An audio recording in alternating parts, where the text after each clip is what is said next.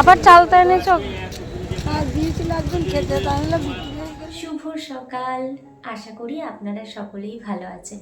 শিল্পী লাইফস্টাইলের আরও একটি ব্লগে আপনাদেরকে স্বাগত জানাই। আজকে তো সকাল থেকে ভীষণ ব্যস্ত। দিদি আজকে কাজে আসেনি। গতকাল রাত্রে এমন টাইমে দিদি ফোন করে আমায় বলেছে, তখন আর উঠে যে আমি সব কাজ করে রাখবো সেটা করতে পারিনি। তো ফোনে অ্যালার্ম দিয়ে রেখেছিলাম 4টের সময়, 4টে থেকে অ্যালার্ম বাজছে, কিন্তু আমি উঠতে পারছি না। এত ঠান্ডা, আর আমার একটু মানে ঠান্ডাতে কষ্টও হয় বেশি। আর গতকাল থেকে আমার প্রচণ্ড শরীর খারাপ, একটা অস্বস্তি হচ্ছে, হয়তো ঠিকঠাক খাবারটা হজম হচ্ছে না, কেমন যেন গা গোলাচ্ছে, কেমন একটা হচ্ছে, অস্বস্তি হচ্ছে। তো যাই হোক, সেটা করেও আমার লাভ ছিল না, কারণ সোনাইয়ের আজকেই উইন্টার ভ্যাকেশন শেষ হওয়ার পরে আজকে প্রথম স্কুল যাওয়া আর কি, স্কুলে গেল। তো সেই কারণে স্কুল পাঠাতেই হবে, তাড়াহুড়ো ছিল, তাই স্কুলে পাঠিয়ে দিয়ে এখন বাড়িতে এসে এই বিছানা সব গুছিয়ে নিচ্ছি। এখনও 1 কাপ চা খাইনি, সেটা খাবো। দিদি কাজে আসলে তখন চা খাওয়া হয়ে যায়, আর না আসলে সেদিন চা খাওয়া খুব মুশকিল হয়ে যায়। এখন এই যে ঘরদোরগুলো গোছাচ্ছি, তারপরে ভাবছি স্নান টান করে আজকে বাপের বাড়িতে চলে যাব, কারণ শরীরটা অতটা ভালো না। আর মা বলেছে, শরীর যখন এতটা খারাপ লাগছে তাহলে তুই এখানে চলে আয়, রান্না করতে হবে না, সোনাইকে স্কুলে দিয়ে তুই চলে আসিস। কিন্তু সোনাইকে স্কুলে পাঠিয়ে দিয়ে যে ওখান থেকেই চলে যাব ভেবেছিলাম, কিন্তু তখনও আমার বাড়িতে যে সব কাজ হয়নি, দিদি আসেনি বলে টুকটুক করে আস্তে আস্তে করছি কাজগুলো। তো সেইগুলোই এখন করে নিচ্ছি। এই যে এখন বিছানাটা গোছাচ্ছি, গুছিয়ে তারপরে যাব নিচে গিয়ে ভাবছি গরম গরম আগে খেয়ে নেবো 1 কাপ চা, তারপরে স্নান করবো। বসে গেছি এখন চা নিয়ে। আমি যেই কাপে চা খাই সেই কাপটা পাচ্ছিলাম না, তাই সোনাইয়ের দুধ খাওয়ার গ্লাসে চা নিয়ে বসে পড়েছি। এখন কিন্তু বেজে গেছে বেলা 9:30। মানে কোথা দিয়ে যে সময় চলে যাচ্ছে বুঝতেই পারছি না। আর আজকে যেহেতু আমার রান্না করতে হবে না, তাই অতটা চাপ নেই, ধীরে সুস্থে সমস্ত কাজগুলো করছি। এখন এই চাটা খেয়ে নেব, তারপরে স্নান করে চলে যাব বাপের বাড়িতে। রেডি হয়ে গেছি, আর এখন কিন্তু বাজে বেলা 11:30, মানে অনেকটা বেলা হয়ে গেছে। মা গেলেই প্রথমে আগে একটু বকে নেবে, তারপরে বাকি কথা। মানে এত দেরি করে যাচ্ছি, তাই জন্য আসলে সমস্ত কাজকর্ম গুছিয়ে রেখে যেহেতু যেতে হচ্ছে, তাই জন্য আর কি দেরি হয়ে গেছে। চলুন তাহলে এখন বেরিয়ে পড়ি। বাড়িতে যাওয়ার পথে চলে এসেছি কিন্তু একটা শাখার দোকানে। এটা ঠাকুরনগরেই দোকানটা পড়ে। তো বেশিরভাগ শাখা আমি সবসময় হাবড়া থেকেই পড়ি, এর আগে যতবারই পড়েছি হাবড়া থেকেই পড়েছি, কিন্তু এবার ভাবলাম একটু ঠাকুরনগর থেকে, মানে এদের দোকান থেকে পড়ে দেখি কেমন হয়। তো দেখলাম যে না, বেশ শাখাটা সুন্দর। আর অনেকেই তো এখন একটু মোটা ধরনের শাখা পরে, তো আমি কোনো দিনও পরিনি, ভাবলাম যে এবার আমি একটু মোটা ধরনের শাখা পরবো। তো এই ডিজাইনটা ভালো লাগলো, তো সেটাই এখন পরে নিচ্ছি। চলে এসেছি বাড়িতে, আর বাড়িতে এসেই দেখি দিদুন পিঠে করে রেখেছে। এটা পাটিসাপটা, আর এই যে তেলের পিঠে। এখন এগুলো খাবো, সকালে তো খেয়ে আসিনি। মা কি খেতে দেবে এখন?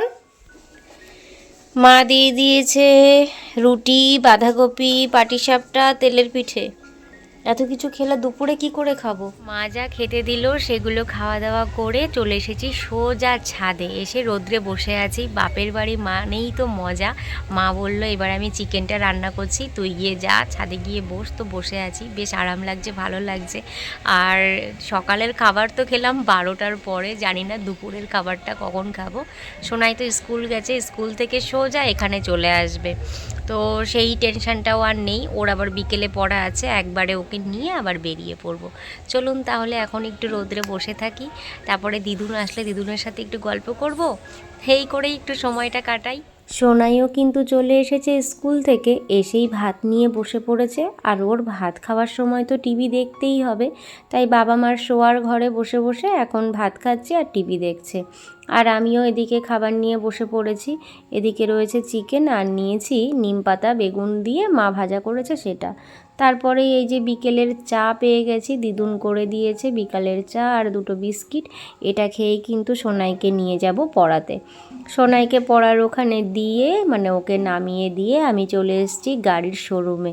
গাড়ি কিনবো বলে কিন্তু আসেনি, কত গাড়ি রয়েছে তাই না। আমাদের যখন গাড়ি নেওয়া হয়েছিল তখন কিন্তু এই দাদার দোকান থেকেই গাড়িটা নেওয়া হয়েছিল। তো আজকে চলে এসেছি গাড়ির চাকা পাল্টাতে, মানে গাড়ির পেছনের চাকাটা পাল্টাতে হবে। তো নষ্ট হয়ে গেছে চাকাটা, একদমই ভালো নেই। গাড়ির চাকাটা পাল্টাবো আর ব্রেকটা ঠিক করব, এই দুটো কাজ করার জন্যই চলে এসেছি আজকে কিন্তু এই দাদার শোরুমে। গাড়িটা শোরুমে রেখে মানে ওখানে কাজ করছে, ওখানে গাড়িটাকে রেখে চলে এসেছি পাশেই একটা সবজি মার্কেট আছে সেখানে। প্রতিদিনই সোনাইকে নিয়ে যখন পড়াতে নিয়ে যায় নিয়ে আসি তখনই এই মার্কেটটা কিন্তু দেখি, কোনো দিনই আসিনি। তো আজকে ভাবলাম যখন সময় আছে ওখানে ফালতু বসে থাকবো, তার থেকে দেখি এই সবজি মার্কেটটা একটু ঘুরে আসি, তাই জন্য চলে এলাম। আর মার্কেটে এসে কিছু নেব না সেটা তো হয় না, তো অল্প কিছু সবজিও এই দাদার দোকান থেকে নিলাম আর চারিদিকটা একটু ভালো করে ঘুরে দেখে নিলাম যে কেমন কি। তো দেখলাম ভালোই, প্রত্যেক দিন বিকেলবেলাতে এই মার্কেটটা বসে। তারপরেই চলে এসেছি খাতার দোকানে, যে দিদি আমাকে সারাদিনের কাজে অনেক সাহায্য করে, অনেকটা হেল্প করে দেয়, সেই দিদির মেয়ের জন্যই কিছু খাতা আর পেন নেব বলে চলে এসেছি এখন দোকানে। প্রত্যেকবার আমি ওকে এই খাতা আর পেন দিয়ে থাকি। ওর তো এবার নতুন ক্লাস শুরু হলো, মানে এবার উঠেছে ক্লাস 9-এ। এবার এখান থেকে এই খাতা আর পেনগুলো নিয়ে তারপরে আবার যাব সোনাইয়ের পড়ার ওখানে। সোনাই তো পড়ছে, ওখান থেকে ওর পড়া ছুটি হলে তারপর ওকে নিয়ে ফিরবো বাড়িতে। বাড়িতেও চলে এসেছি, এই যে সোনাই কিন্তু বাড়িতে এসে খাওয়া দাওয়াও করে নিয়েছে, আমিও খেয়ে নিয়েছি। ও এখন খাওয়া দাওয়ার পরে একটু টিভি দেখছে, বললো একটু টিভি দেখবে। তো ওকে বললাম ঠিক আছে কিছুক্ষণ সময়ের জন্য টিভিটা দেখে নাও। তারপরে এই যে আমি কিন্তু মুখে ব্রাশও নিয়ে নিয়েছি, প্রত্যেক দিন রাত্রে ব্রাশ করে তারপরে ঘুমোতে যাই।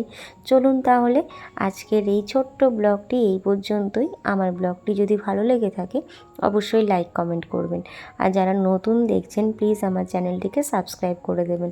সবাই ভালো থাকবেন, সুস্থ থাকবেন, দেখা হবে আবারও পরের একটি ব্লগে।